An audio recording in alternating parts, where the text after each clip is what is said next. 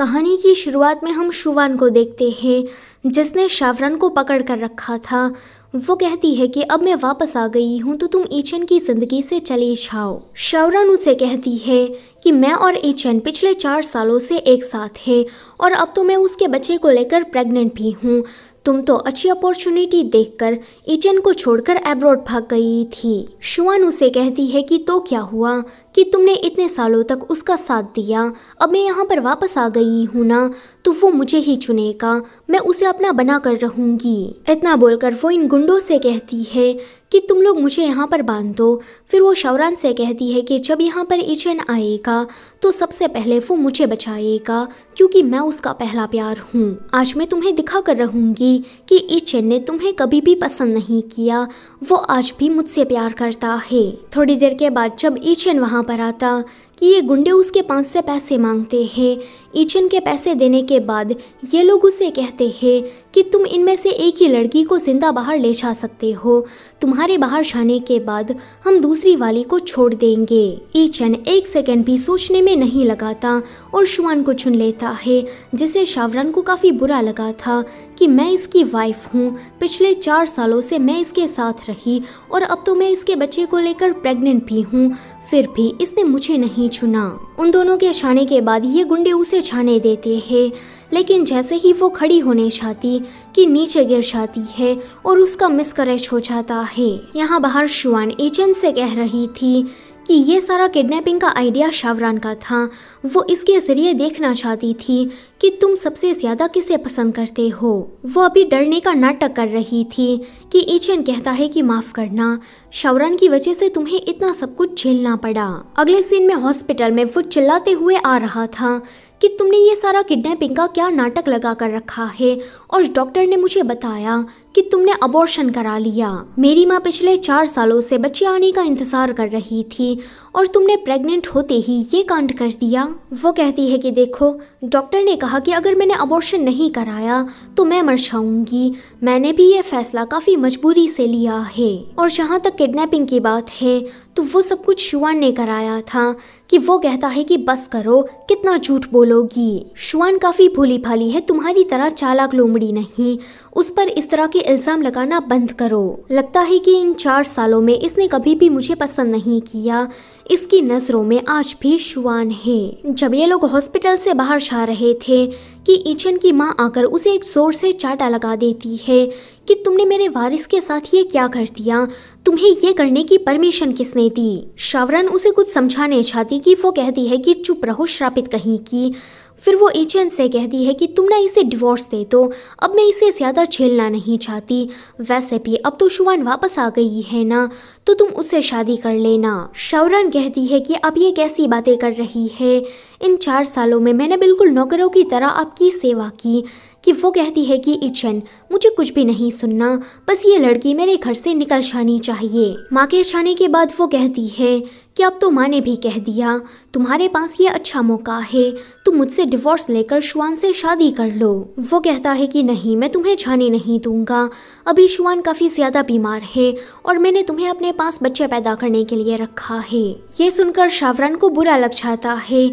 वो कहती है कि अगर मैं तुम्हें डिवोर्स देना चाहूँ तो। ईचन कहता है कि तुम्हारी इतनी औकात नहीं कि तुम मुझे डिवोर्स दे सको, क्या तुम भूल गई कि 4 साल पहले तुम्हारा परिवार किस तरह से मेरे सामने भीख मांग रहा था ताकि तुम्हारी शादी मुझसे हो जाए। फिर ईचन के वहां से जाने के बाद शावरान के फोन में उसके भाई का मैसेज आता है कि मैं चाइना वापस आ गया हूँ। आगे वो अपने भाई से मिलने के लिए चली गई थी, जहाँ पर वो उसे पूछ रहा था कि तुम कैसी हो, बच्चा कैसा है। वो काफी दबे हुए शब्द में उसे बताती है कि मेरा मिसकैरेज हो गया। भाई कहता है कि ऐसे कैसे, क्या ईचन ने तुम्हारा ध्यान नहीं रखा, मैं जानता हूँ कि वो तुम्हें लेकर बहुत ही ज्यादा लापरवाह है, तुम्हें बिल्कुल भी पसंद नहीं करता, अगर तुम उसके साथ नहीं रहना चाहती तो उसे डिवोर्स दे दो, मैं तुम्हारा ध्यान रखूंगा। तभी ही वहाँ पर ईचन आकर कहता है कि तुम खुद विदेश में इधर उधर घूमते रहते हो और तुम शावरान का ध्यान रखोगे। मुझे आज भी वो दिन याद है कि 4 साल पहले तुम लोग किस तरह से इसकी शादी कराने के लिए मेरे पीछे पड़े थे।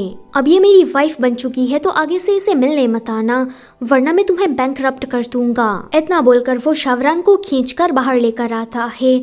यहाँ पर भी वो चिल्ला रहा था कि बताओ तुमने अपने भाई से मेरी क्या चुगली की कि वो मेरे बारे में ऐसी बातें कर रहा था। तुम सच में काफी ज्यादा शातिर हो, इस तरह से करके तुम सभी के सामने भोली भाली बनना चाहती हो। तुम्हें लगता है कि मुझे तुम्हारे इस नाटक के बारे में कुछ पता नहीं चलेगा। वो कहती है कि देखो मैंने उसे ऐसा कुछ भी नहीं कहा और ना ही मैं भोली भाली बनने का नाटक कर रही हूँ। कि वो कहता है कि जो भी हो पर आगे से अपने भाई से मिलने मत जाना, अभी तुम घर जाओ। वो कहती है कि नहीं जाऊंगी, मैं जानती हूँ कि तुम मेरे जाने के बाद शुआन से मिलने जाओगे। लेकिन वो कार में उसे जबरदस्ती बिठाकर वहाँ से चला जाता है। अगले दिन वो उसके ऑफिस के सामने खड़ी थी। वो सोचती है कि ये पूरी रात घर वापस नहीं आया, पक्का शुआन के साथ होगा। जैसे ही वो दरवाजा खुलती कि ये दोनों किस करने जा रहे थे, ये देखकर शावरान जल्दी से शुआन के पास आकर उसे चाटा लगा देती है कि तुम ये मेरे पति के साथ क्या कर रही हो। अब यहाँ पर शुआन कुछ कहने जाती उससे पहले ही ईचन उछलने लगता है कि तुमने इसे क्यों मारा, तुम्हें पता नहीं कि ये कितनी ज्यादा बीमार है। कल इसकी तबीयत खराब थी इसीलिए मैं इसके साथ रुका था, लेकिन तुम्हें तो ये नहीं समझना, तुम्हें बस हम पर शक करना है। शावरान कहती है कि फिर भी हमारी शादी हो चुकी है तो तुम इस तरह से दूसरी लड़कियों के साथ रात भर नहीं रुक सकते। वो उसके मुंह पर पानी फेंक कर कहता है कि क्या अब तुम मुझे सिखाओगी कि मुझे क्या करना है और क्या नहीं, अब चलो निकलो यहाँ से। जब वो कंपनी से बाहर जा रही थी कि वहाँ पर उसकी मुलाकात अपने बचपन के दोस्त जी युवान से हो जाती है। वो शावरान की ऐसी हालत देखकर उसे चिढ़ाने लगता है एंड फिर अपना कोट उठाते हुए कहता है कि तुम्हें क्या हुआ, तुम तो बचपन में मुझे बहुत ही ज्यादा बुली करती रहती थी, पर जरा अब तो देखो किसी ने तुम्हें बुली कर दिया। जी युवान की ये बातें सुनकर वो हंसने लगी थी। फिर वो उससे पूछती है कि तुम यहाँ पर कैसे। वो कहता है कि मैं लिंग्यून ग्रुप का प्रेसिडेंट हूँ, तो ऑफ कोर्स मैं यहाँ पर काम की वजह से आया हूँ। फिर वो कहता है कि वैसे तुम यहाँ पर इस तरह से खड़ी मत रहो वरना तुम्हें ठंड लग जाएगी। जब जी युवान उसे लेकर जा रहा था कि ये काफी गुस्से भरी नजरों से उन दोनों को जाते हुए देखता है। आगे घर पर कपड़े समेटते हुए वो बेबी के क्लोथ को देखकर काफी सैड हो गई थी कि तभी ही वहाँ पर ईचन आकर कहता है कि क्या तुम इस कोट को देने के बहाने उस लड़के से दोबारा मिलना चाहती हो, क्या अब तुम मेरी पीठ पीछे दूसरे आदमियों के साथ गुलछर्रे उड़ाने लगी। वो कहती है कि एक तो तुमने कभी मेरी और मेरे बच्चे की परवाह नहीं की, तुम्हें बस शुआन की फिक्र थी, तुमने एक बार भी मुझसे ये नहीं पूछा कि उस दिन किडनैपिंग के वक्त पर क्या हुआ था। तुमने खुद से ही सारे असम्पशन बना लिए और जो तुम्हें सही लगा तुमने उस बात पर भरोसा किया। वो कहता है कि अच्छा तो तुम बच्चे को लेकर फिक्र कर रही हो, उसका क्या है, एक गया तो हम दूसरा बना लेंगे। अगले सीन में वो शावरान की तरफ देख रहा था। वो सोचता है कि जब माँ ने उसे कहा कि वो उसे डिवोर्स देकर शुआन से शादी कर ले तब उसने उसे मना कर दिया कि मैं शावरान को नहीं छोड़ने वाला। अभी वो सोच रहा था कि मैंने ऐसा क्यों किया होगा। आगे हमें कुछ दिनों के बाद का सीन दिखाया जाता है जहाँ पर शावरान फिर से प्रेग्नेंट हो गई थी। ईचन उसे धमकी देता है कि तुम दवाइयों को ठीक से लेना, अगर दोबारा तुम्हारा मिसकैरेज हो गया तो मैं तुम्हें नहीं छोड़ूंगा। वो कहती है कि तुम तो शुआन से प्यार करते हो ना, तो फिर तुम उसके साथ बच्चे क्यों नहीं कर लेते। वो कहता है कि शुआन सिर्फ प्यार करने के लिए है, बच्चा पैदा करने के लिए तो तुम हो, तुम मेरी वाइफ हो तो तुम्हारी ये ड्यूटी है। अब चलो घर पर जाओ, मुझे बहुत सारा काम है। इतना बोलकर वो वहाँ से चला गया था। उसके जाने के बाद वहाँ पर शुआन आती है। अब ये यहाँ पर शावरान को बुली करने ही आई थी, मगर तभी ही कुछ लोग उसे पकड़कर क्लब में लेकर चले जाते हैं। ये देखकर शावरान उसे बचाने के लिए उसके पीछे पीछे आई थी। ये लोग यहाँ पर शुआन के साथ कुछ गलत करने चाहते कि शावरान कहती है कि देखो तुम लोग यहाँ पर ऐसा नहीं कर सकते वरना मैं पुलिस को बुलाऊंगी। शावरान शुआन की मदद करने की कोशिश कर रही थी। ये सारे लोग कहते हैं कि हमें इससे कुछ हिसाब चुकता करना है तो तुम बीच में मत पड़ो, कि तभी ही वहाँ पर ईचन आ जाता है। शुआन को इन लोगों से बचाने के बाद वो पूछ रहा था कि तुम ठीक हो ना, कि ये कहती है कि जरा देखो तो शावरान अब मुझे इतना ज़्यादा पसंद नहीं करती कि उसने इन गुंडों को बुलाकर मेरे साथ ये सब कुछ कराने की हरकत की। वो उसे कार्ड दिखाते हुए कहती है कि जरा देखो, उसने मुझे पैसे देकर ये कहा कि मैं तुम्हारी जिंदगी से चली जाऊं। शावरान उसे कुछ समझाने चाहती कि वो कहता है कि शुआन के साथ इतना गलत करने के बारे में तुमने सोचा भी कैसे? तुम ये घटिया हरकत करके शुआन को बदनाम करना चाहती थी ना, तो अब ये घटिया हरकत तुम्हारे साथ होगी। वो इन लफंगे लड़कों को उसी कार्ड को देते हुए कहता है कि इसके अंदर 20 मिलियन है, तुम इसके साथ जो करना चाहते हो वो कर सकते हो। इतना बोलकर वो शुआन को अपने साथ बाहर लेकर चला गया था।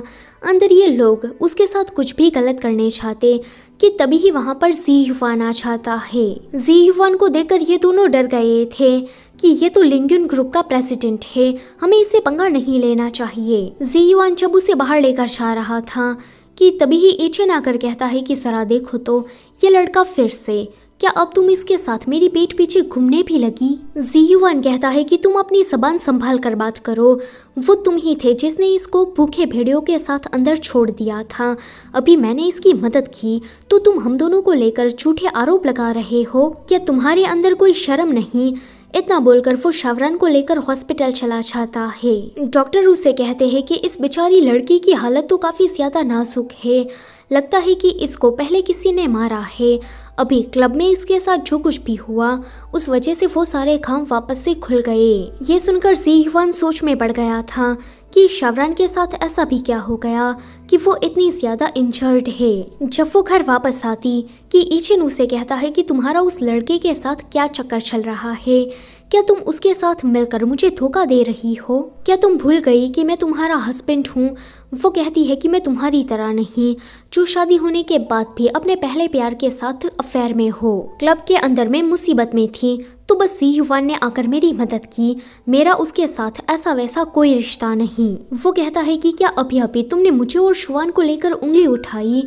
वो उसके साथ जबरदस्ती करने जा रहा था कि वो कहती है कि आज नहीं। वो कहता है कि आज क्यों नहीं, क्या तुम उस जी युवान के साथ सोकर आई हो? शावरान कहती है कि तुम थोड़ा सोच समझ कर बोलो, डॉक्टर ने मुझे मना किया इसलिए मैं तुम्हें ना कह रही हूँ। अगले दिन शावरान का भाई इचेन के पास आकर उसे लड़ने लगा था कि जब से मेरी बहन ने तुमसे शादी की तब से वो कभी खुश नहीं रही, तुमने उसे दुख देने के अलावा और कुछ भी नहीं किया। अभी मैं उसे यहाँ से ले जाने आया हूँ, मैं नहीं चाहता कि वो तुम जैसे हैवान के साथ रहे। इचेन कहता है कि तुम ये नहीं कर सकते, अब उसने मुझसे शादी कर ली है तो उस पर सिर्फ और सिर्फ मेरा अधिकार है। ये सुनकर शावरान का भाई उसे मारने जा रहा था कि वो कहता है कि गार्ड्स इसे पकड़कर बाहर फेंक दो, सुबह सुबह यहाँ पर तमाशा खड़ा करने आ गया। अगले सीन में शावरान जब अपने वर्क प्लेस पर थी कि उसकी कोवर्कर उसे बताती है कि तुम्हारी ये क्लब वाली वीडियो किसी ने इंटरनेट पर डाल दी है और अभी सभी लोग तुम्हारे बारे में ही बातें कर रहे हैं। शावरान उस वीडियो को देखकर काफी शॉक्ड हो गई थी कि इचेन मेरे साथ ऐसा कैसे कर सकता है। तभी ही वहाँ पर कंपनी की 2 एम्प्लॉयज आकर कहने लगी थी कि पता नहीं हमारे बॉस ने कैसी लड़की से शादी की जो क्लब जाकर दूसरे लड़कों के साथ अय्याशी करती हो। शावरान उसके पास जाकर कहती है कि माफी मांगो, आखिर में तुम मेरे बारे में जानती ही क्या हो कि तुमने ऐसा कहा। ये सुनने के बाद भी इनका मुंह बंद नहीं रहता। वो लोग कहती है कि एक तो तुम इतना बड़ा कांड करके आई, शर्म आने की जगह पर तुम तो हमसे झगड़ा करने आ गई। शावरान को अब गुस्सा आ गया था, वो इन दोनों को मारने चाह ही रही थी कि वहाँ पर इचेन आकर कहता है कि तुम ये क्या कर रही हो, तुम मेरे एम्प्लॉयज को क्यों मार रही हो।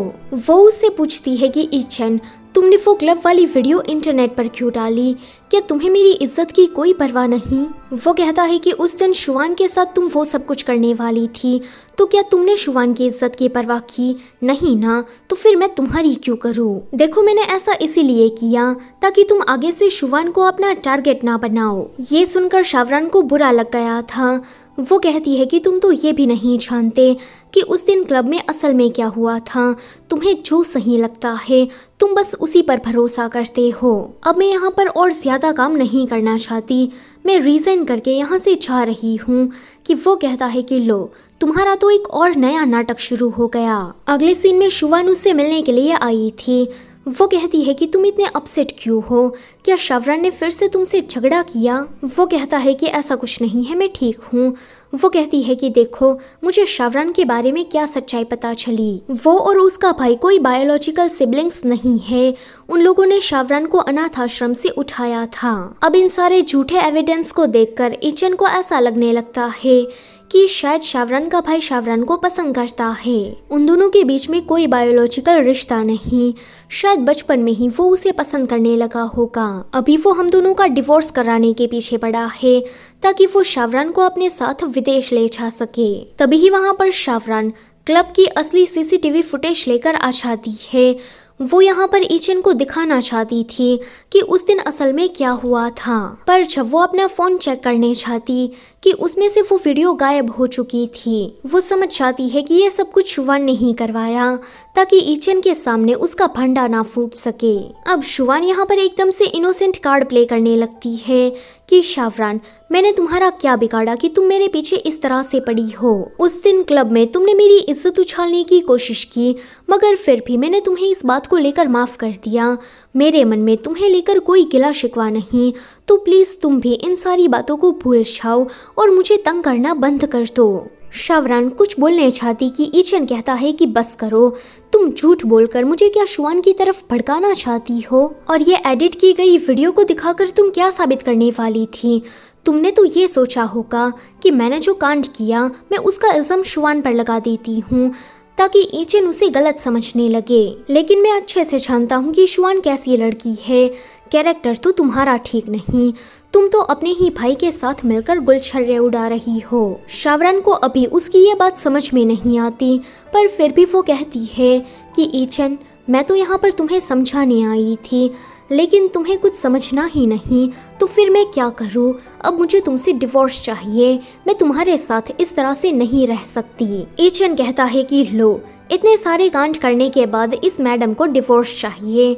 कि वो कहती है कि मैं सीरियस हूँ, अगर हमारा डिवोर्स हो गया फिर तो तुम शुवान के साथ जितना चाहे उतना बाहर घूम सकते हो। अगले सीन में वो अपना सारा सामान बांधकर डिवोर्स पेपर पर साइन करके यहाँ से जा रही थी। वो सोचती है कि मैंने जितनी कोशिशें करनी थी कर ली, पर अब मुझे किसी को कुछ भी नहीं समझाना। उसके जाने के बाद ईचन शुवान से कहता है कि इसे क्या लगता है इस तरह से मेरा घर छोड़कर मुझे डिवोर्स देकर चली जाएगी, तो मैं इसके पीछे पीछे इसे मनाने जाऊंगा? ऐसा कभी नहीं होगा। शुवान कहती है कि देखना, एक दिन उसे आपको छोड़ने का पछतावा होगा, लेकिन उस वक्त काफी देर हो चुकी होगी। शावरान जब यहाँ से जा रही थी कि रास्ते में ही उसका एक्सीडेंट हो जाता है। जिस बंदे ने ये किया था वो कहता है कि यहाँ पर कोई सीसीटीवी नहीं, तो मैं यहाँ से भाग जाता हूँ, वरना मुझ पर पुलिस केस हो जाएगा। अगले सीन में ईचन को बताया जाता है कि तुम्हारी वाइफ हॉस्पिटलाइज है, तो तुम जल्दी से यहाँ पर आ जाओ। जब वो वहाँ पर पहुँचता कि डॉक्टर उसे बताते हैं कि तुम्हारी वाइफ का एक्सीडेंट हुआ है और इस चक्कर में उसने काफी ब्लड लॉस्ट किया है। अभी हमें उसकी सर्जरी कंप्लीट करने के लिए खून की जरूरत है, लेकिन उसका ब्लड टाइप काफी रेयर है। ये सुनकर वो जल्दी से शुवान को यहाँ पर बुलाता है। उसे सारी सिचुएशन समझाने के बाद कहता है कि क्या तुम शावरान की मदद करोगी? अब यहाँ पर शुवान अपने खून की एक बूंद भी शावरान को नहीं देना चाहती थी, पर उसे ईचन के सामने अच्छा भी बनना था, इसलिए वो मान जाती है। सर्जरी कंप्लीट करने के बाद जब वो वापस आती कि ईचन कहता है कि चलो शादी कर लेते हैं। ये सुनकर शुवान के मन में लड्डू फूटने लगे थे कि मैंने शावरान की थोड़ी सी मदद क्या की, ये तो मुझसे शादी करने के लिए मान गया। आगे शावरान को जब होश आता कि ईचन उसके पास जाकर कहता है कि शुवान के साथ तुमने इतना ज्यादा गलत किया, मगर फिर भी उसने अपना खून देकर तुम्हारी मदद की, तो चलो अब उसे माफ़ी मांग लो। वो कहती है कि अभी अभी मैंने अपना दूसरा बच्चा खोया, मैं मरते मरते बची हूँ, मुझे सिंपैथी देने की जगह पर अभी भी तुम्हें शुवान की पड़ी है, तुम यहाँ से निकल जाओ, मुझे तुम्हारी शक्ल नहीं देखनी। एक फ्लैशबैक में हमें दिखाया जाता है कि 6 साल पहले अर्थक्वेक के दौरान शावरान ने ईचन की मदद की थी। इस चक्कर में वो जिंदगी भर के लिए अपाहिज होने वाली थी, लेकिन लकीली उसके पैर बच गए। उस दिन वो दोनों हॉस्पिटल में साथ में ही थे, लेकिन ईचन उसका चेहरा नहीं देख पाया था, तो उसे नहीं पता कि उसकी जान बचाने वाली शावरान ही थी। अभी हॉस्पिटल में उसे मिलने के लिए उसका भाई आया था कि शावरान उसे कहती है कि मुझे अब्रॉड अपने पैरों की इंजरी को ठीक कराने जाना है। उसका भाई पूछता है कि क्या तुमने ईचन को छोड़ने का फैसला कर लिया। वो कहती है कि हाँ, हमारा डिवोर्स हो गया है। मैं कितना भी कोशिश कर लूँ पर उसके दिल में तो सिर्फ और सिर्फ शुवान है, तो मैंने भी थक हार के गिव अप कर दिया। आगे ये दोनों भाई बहन यहाँ से अमेरिका चले जाते हैं। जिस दिन शावरान यहाँ से जा रही थी तो ईचन उसी दिन पर शुवान के साथ सगाई कर लेता है। ईचन की माँ को शुवान काफी पसंद आ रही थी। ईचन हमेशा से ही यही चाहता था कि वो शुवान के साथ रहे। आज ऐसा होने जा रहा था पर उसके चेहरे पर एक मायूसी थी।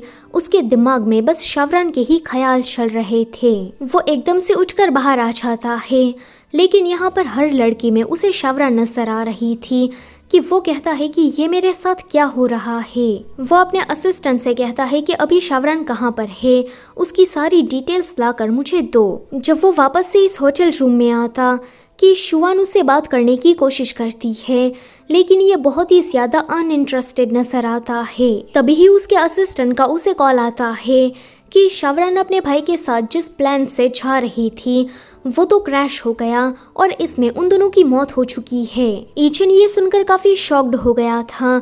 वो जैसे ही यहाँ से जाने की कोशिश करता कि शुवान कहती है कि तुम कहाँ जा रहे हो, आज हमारी सगाई है, पर वो उसकी एक नहीं सुनता एंड उसका हाथ झटकर वहाँ से चला जाता है। वहीं पर ये दोनों अमेरिका में सही सलामत थे। भाई कहता है कि यहाँ पर सारे के सारे एक्सपर्ट डॉक्टर काम करते हैं जो कि तुम्हारे पैरों का दर्द गायब कर देंगे, फिर तुम बिल्कुल ठीक हो जाओगी। अगले सीन में ये बार में जाकर काफी ड्रिंक कर रहा था कि शावरान तुम इस तरह से नहीं मर सकती, मैं जानता हूँ कि तुम जिंदा हो। तभी ही वहाँ पर शुवान आती है।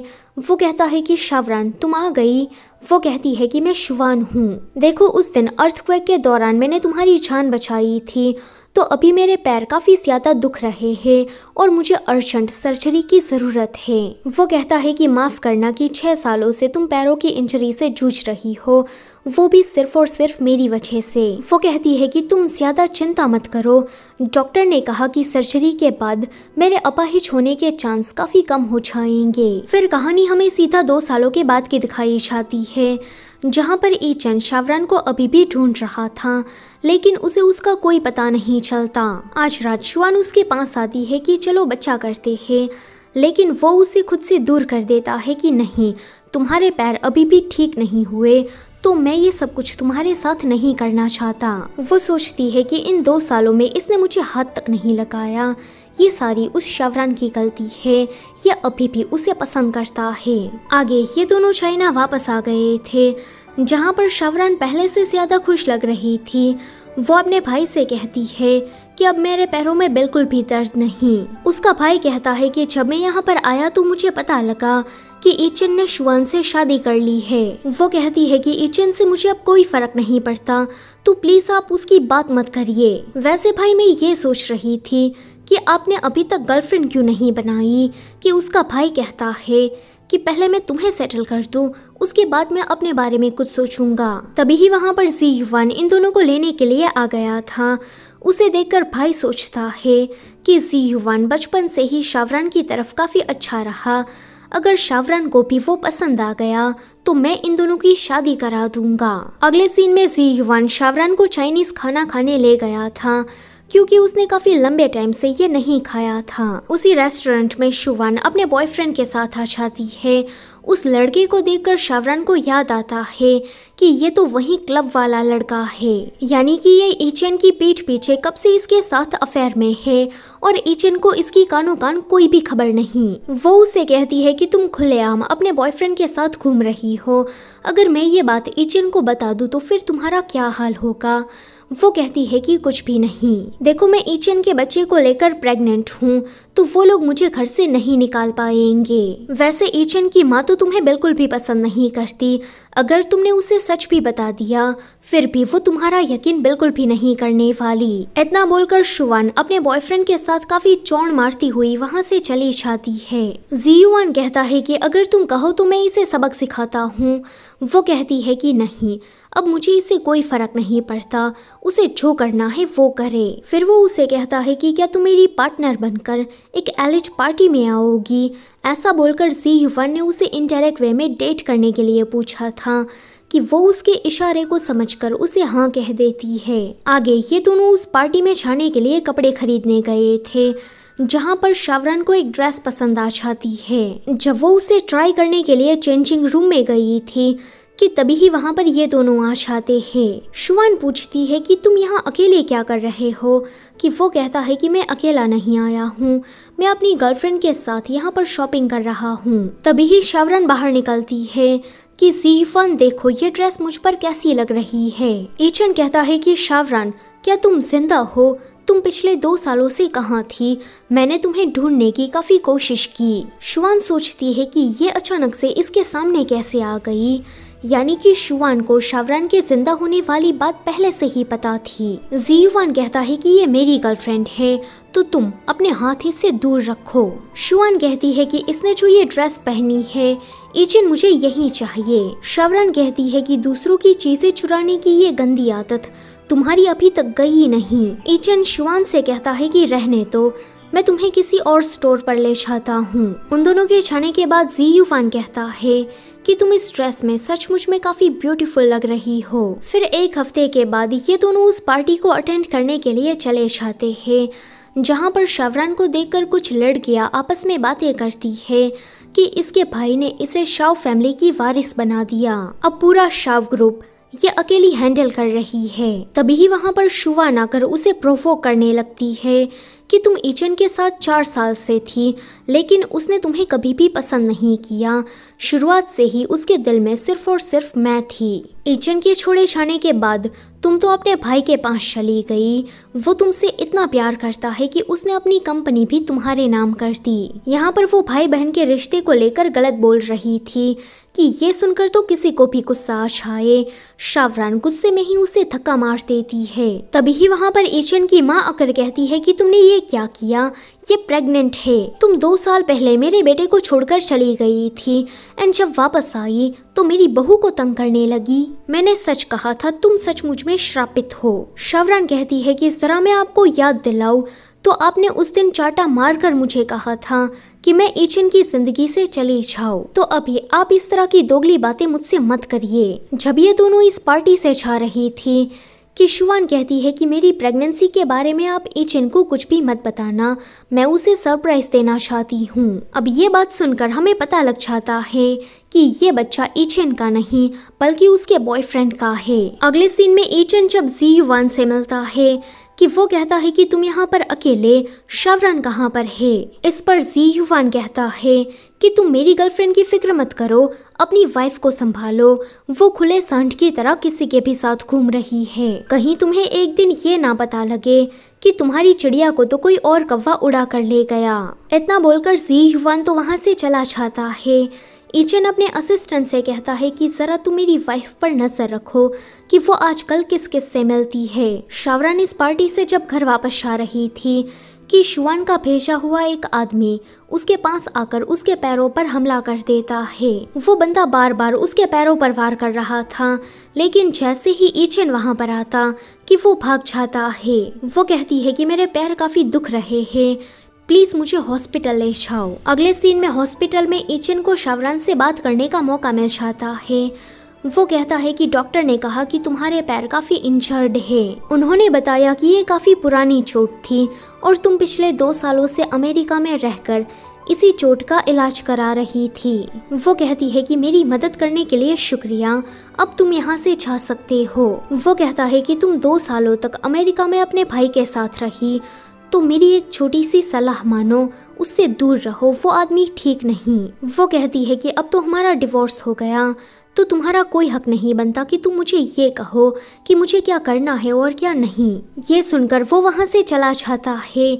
आगे घर वापस आने के बाद वो शुवान से पूछ रहा था कि ये लड़का कौन है, क्या तुम दूसरे आदमी के साथ मेरी पीठ पीछे गुलछर्रे उड़ा रही हो, क्या तुमने मुझे बैकअप प्लान बनाकर रखा है? शुआन एकदम से रोतड़ू सा मुंह बनाकर कहती है कि देखो, मैं इस लड़के को जानती तक नहीं, ये तो शावरान का बॉयफ्रेंड है और शावरान इसके जरिए मुझे ब्लैकमेल कर रही है। तुम जो ये फोटो देख रहे हो वो तो बस मैं मजबूरी में उसे मिलने के लिए गई थी। ये लड़का मुझे काफी बुली कर रहा है।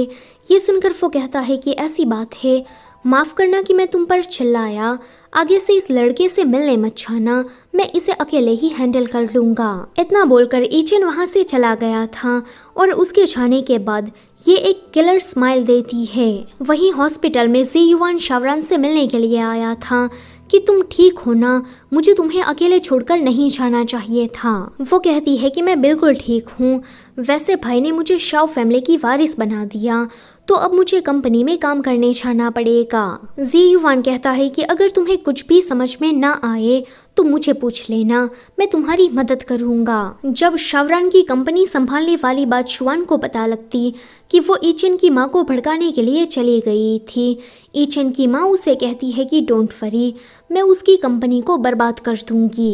ये सुनकर शुआन के फेस पर एकदम से स्माइल आ जाती है, मानो जैसे वो यही चाहती हो। कुछ दिनों के बाद शावरान को पता लगता है कि उसकी कंपनी तो घाटे में जा रही है और ये सब कुछ करवाने वाली ईचन की कंपनी है। जब वो इसके बारे में ईचन से बात करने चाहती कि उसको तो इसके बारे में कोई आइडिया नहीं था, इसलिए वो उसके सामने चिल्ला कर बात करता है कि तो तुम ये कहना चाहती हो कि मेरी वजह से तुम्हारी कंपनी में फाइनेंशियल क्राइसिस आए? देखो, इसमें मेरा कोई हाथ नहीं, मैं अपने काम में बहुत ही ज़्यादा बिजी हूँ।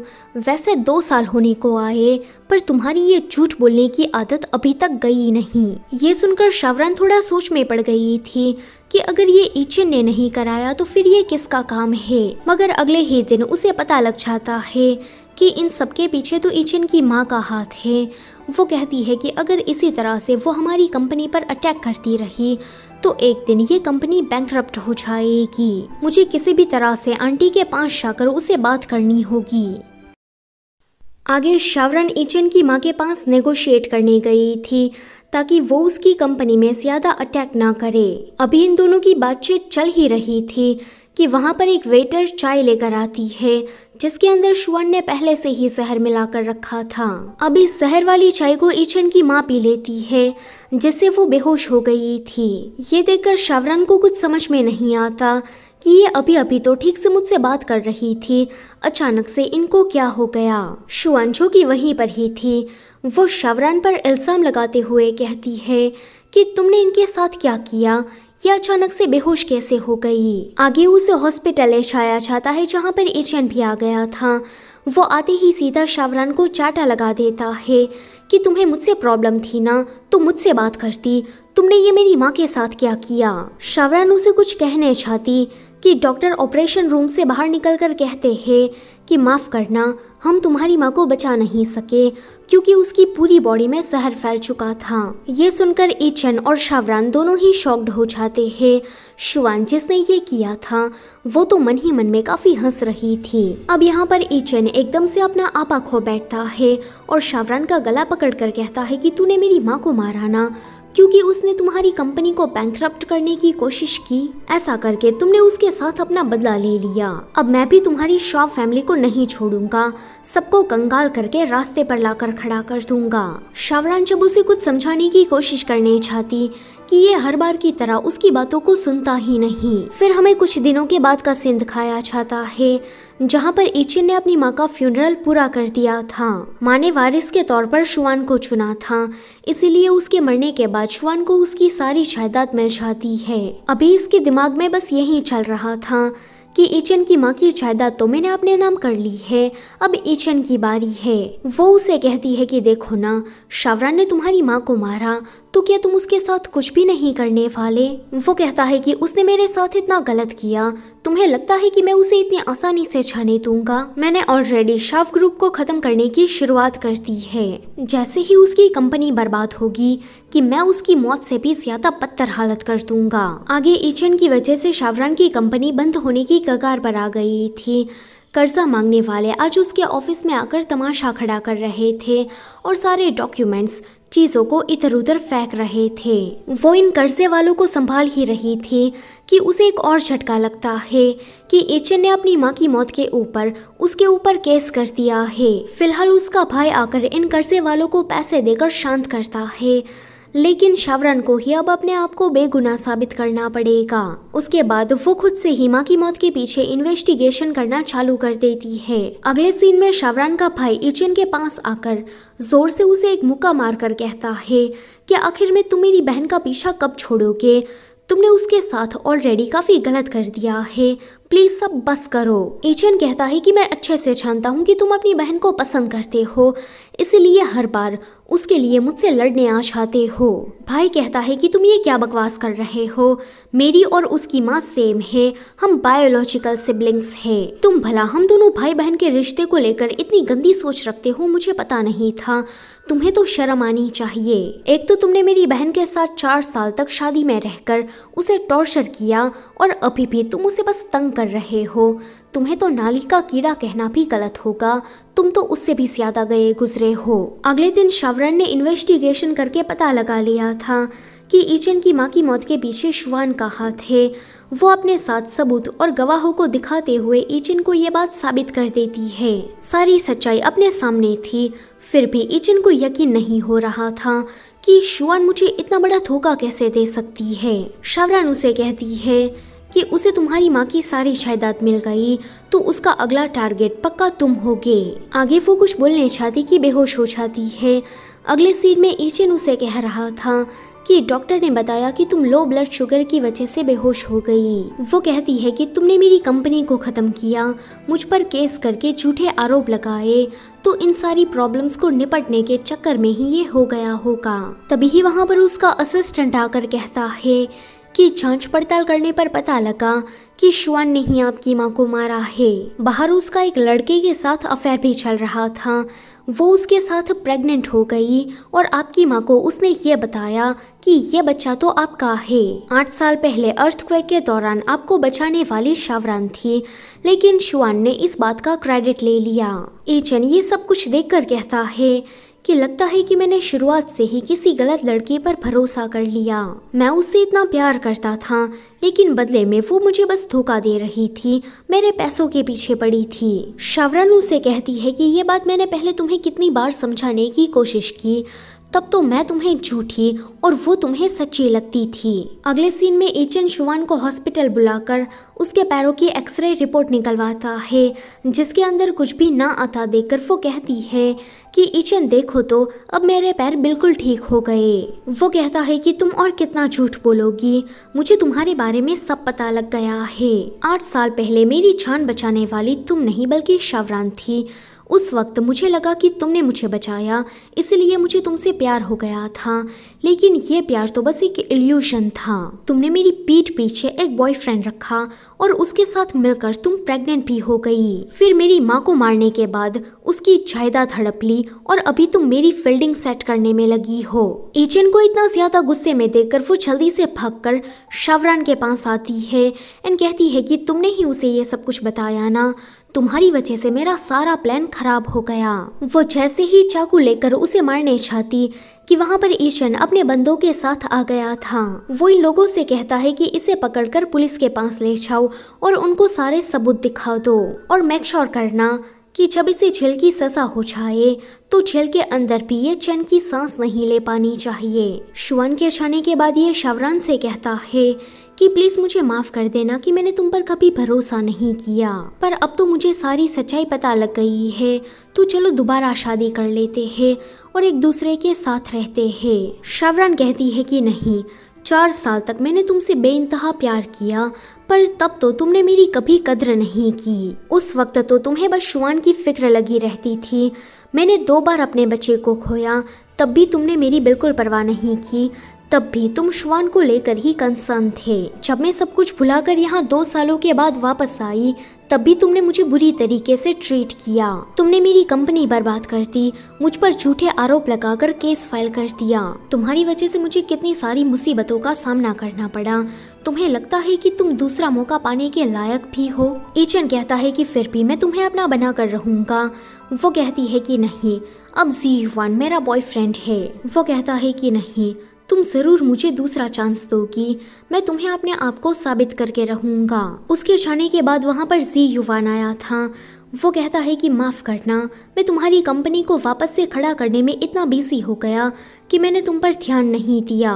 वो कहती है कि कोई बात नहीं, वैसे यहाँ पर आने के बाद मेरी तबीयत वापस से बिगड़ गई, तो चलो वापस से अब्रॉड चले जाते हैं। वो कहता है कि ठीक है, लेकिन तभी ही वहाँ पर शावरान का भाई आकर कहता है कि तुम मेरी परमिशन के बगैर मेरी बहन को लेकर कहाँ जा रहे हो। वो उसे बाहर बात करने के लिए ले गया था, जहाँ पर वो कहता है कि तुम जानते हो कि ईचन की वजह से मेरी बहन बहुत ही ज़्यादा हर्ट हो चुकी है और मैं नहीं चाहता कि दूसरा कोई लड़का आकर सेम उसके साथ वैसा ही करे। जी-ह्वान कहता है कि मैं जानता हूँ, इसलिए मैं तुमसे वादा करता हूँ कि मैं उसकी आंखों में दोबारा आंसू नहीं आने दूंगा। ये सुनकर भाई उन दोनों को परमिशन दे देता है। अगले दिन ये दोनों हमेशा हमेशा के लिए अब्रॉड जा रहे थे। जी-ह्वान कहता है कि मैंने वहाँ पर सब कुछ सेटल करके रखा है, शावरान को वहाँ पर किसी भी चीज़ की कमी नहीं होगी, हमारी वहाँ पर ऑलरेडी एक ब्रांच है। भाई कहता है कि मुझे यहाँ पर थोड़ा सा काम है, जैसे ही वो खत्म होगा कि मैं भी तुम दोनों के साथ वहाँ पर रहने आ जाऊंगा। इन दोनों की फ्लाइट जाने के बाद ईचन शावरान से मिलने के लिए आया था कि देखो मैं तुम्हारा फेवरेट खाना लाया हूँ, लेकिन वहाँ पर तो कोई नहीं था, शावरान अब जा चुकी थी। फिर हमें कुछ दिनों के बाद का सीन दिखाया जाता है, जहाँ पर ये बहुत ही ज़्यादा ड्रिंक कर रहा था। वो अपने असिस्टेंट से कहता है कि जी-ह्वान ने मुझे बताया कि शावरान मेरे साथ काफ़ी ज़्यादा खुश है, वो ना तो मुझसे बात करना चाहती है और ना ही मेरा चेहरा देखना चाहती है।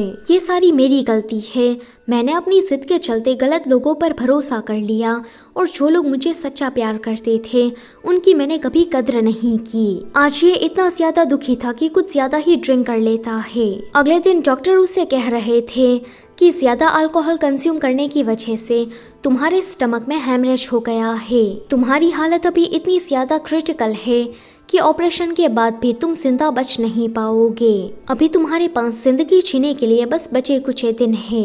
वो कहता है कि जो लड़की मुझे इतना ज्यादा प्यार करती थी मैंने उसे बहुत ही ज्यादा हर्ट कर दिया, इतना ज्यादा कि अब मुझे उसकी बद्दुआएं लग रही है, मैं ये सब कुछ डिजर्व करता हूँ।